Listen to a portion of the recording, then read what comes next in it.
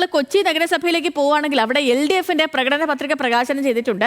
കൊച്ചിയിൽ നടന്ന ചടങ്ങിൽ മന്ത്രി P. രാജീവാണ് പ്രകടന പത്രിക പുറത്തിറക്കിയത്. കൊച്ചിയുടെ മുഖച്ഛായ മാറി 5 വർഷമാണ് കടന്നുപോയതെന്ന് പ്രകടന പത്രിക പുറത്തിറക്കിക്കൊണ്ട് മന്ത്രി P. രാജീവ് പറഞ്ഞു.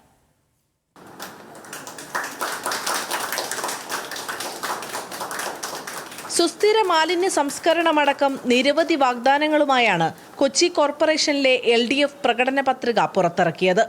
കനാൽ പുനരുജ്ജീവനം, വെള്ളക്കെട്ടില്ലാത്ത കൊച്ചി തുടങ്ങി നിരവധി പദ്ധതികൾ പത്രികയിലുണ്ട്. കൊച്ചിയിൽ കഴിഞ്ഞ 5 വർഷം നടത്തിയ വികസന പദ്ധതികളുടെ തുടർച്ചയാണ് പ്രകടന പത്രികയിലുള്ളത്. സമഗ്രമായ വികസന കാഴ്ചപ്പാടിന്റെ ഭാഗമായാണ് പദ്ധതികൾ കൊണ്ടുവന്നത് എന്ന് പ്രകടന പത്രിക പ്രകാശനം ചെയ്തുകൊണ്ട് മന്ത്രി P. രാജീവ് പറഞ്ഞു. കേവല തുടർച്ചയല്ല കൊച്ചിയിൽ വേണ്ടതെന്നും വികസന പദ്ധതികൾ തുടരാൻ വ്യക്തമായ ഭൂരിപക്ഷത്തിൽ LDF ജയിക്കണമെന്നും മന്ത്രി പറഞ്ഞു. സമഗ്രമായിട്ടുള്ള ഒരു വികസന കാഴ്ചപ്പാടാണ് ഇടതുപക്ഷ ജനാധിപത്യ മുന്നണി സർക്കാരിനുള്ളത്.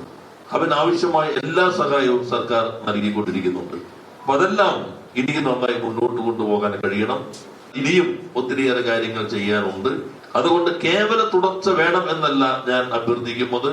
കംഫർട്ടബിൾ മെജോറിറ്റി ഉണ്ടെങ്കിൽ ഞാൻ പറയുന്നു, ലോകത്തിന്റെ ഏറ്റവും മികച്ച നഗരമായി ഗവൺമെന്റ് നിൽക്കുന്നതോടൊപ്പം തന്നെ കൊച്ചിയെ മാറ്റി തീർക്കാൻ നമുക്ക് കഴിയും. അതിന് നിങ്ങളെല്ലാവരുടെയും പിന്തുണ ഉണ്ടാകണം. മുൻ മേയർ M. അനിൽകുമാർ പ്രകടന പത്രിക പരിചയപ്പെടുത്തി. ആളുകളെ കേട്ട ശേഷമുണ്ടാക്കിയ മാനിഫെസ്റ്റോയാണ് LDFന്റേതെന്നും വികസന തുടർച്ചയ്ക്ക് ഇടതുമുന്നണിക്ക് വോട്ട് ചെയ്യണമെന്നും മേയർ പറഞ്ഞു. ന്യൂസ് മലയാളം, കൊച്ചി.